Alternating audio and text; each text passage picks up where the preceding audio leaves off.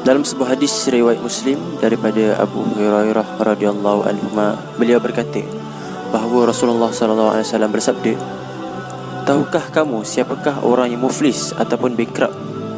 Sahabat Rasulullah sallallahu alaihi wasallam menjawab, "Orang yang muflis di dalam kalangan kami ialah orang yang tidak memiliki dirham ataupun wang dan juga tidak memiliki harta."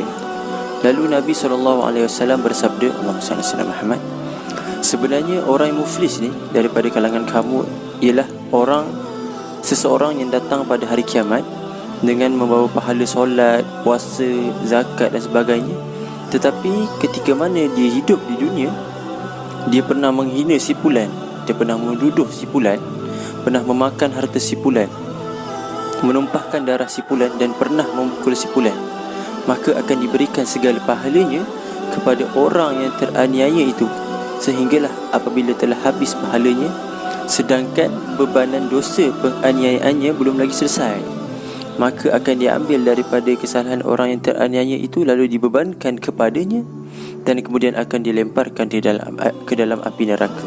Nauzubillah min zalik. Okey, jom kita tengok dalam Quran. Allah Subhanahu wa taala berfirman, Auzubillahi minasyaitonir rajim. Innamal mu'minuna ikhwah fa aslihu baina akhawaykum wattaqullaha la'allakum turhamun.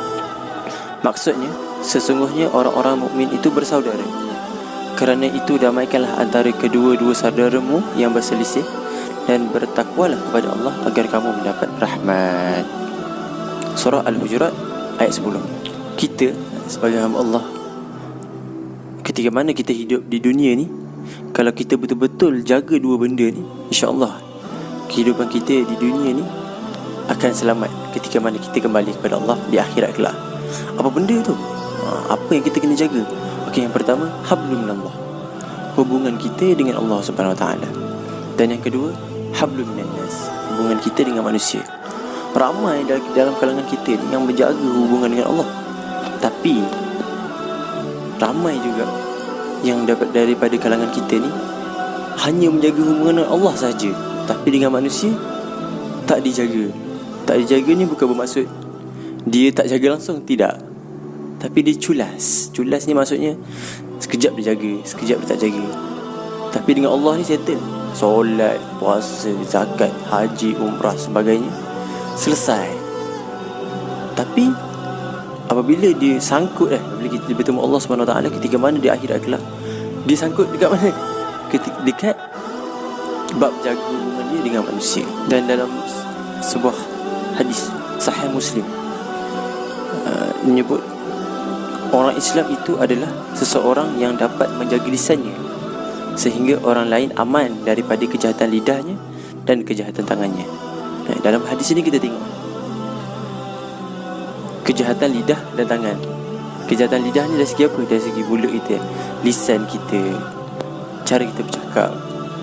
Kejahatan lidah ni maksudnya mengumpat, mengata, kata belakang dan sebagainya.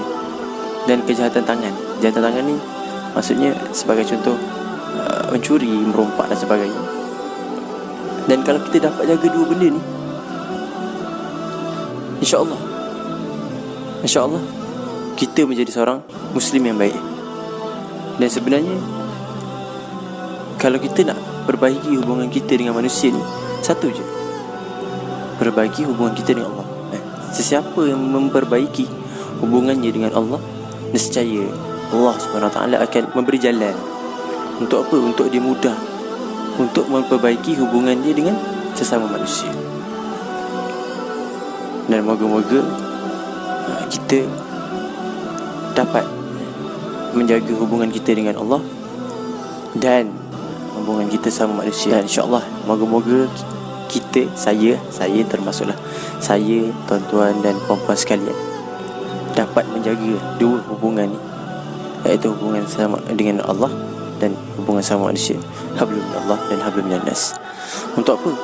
Untuk kebahagiaan kita di dunia, dan juga kebahagiaan yang paling penting adalah kebahagiaan di akhirat kelak, insya-Allah.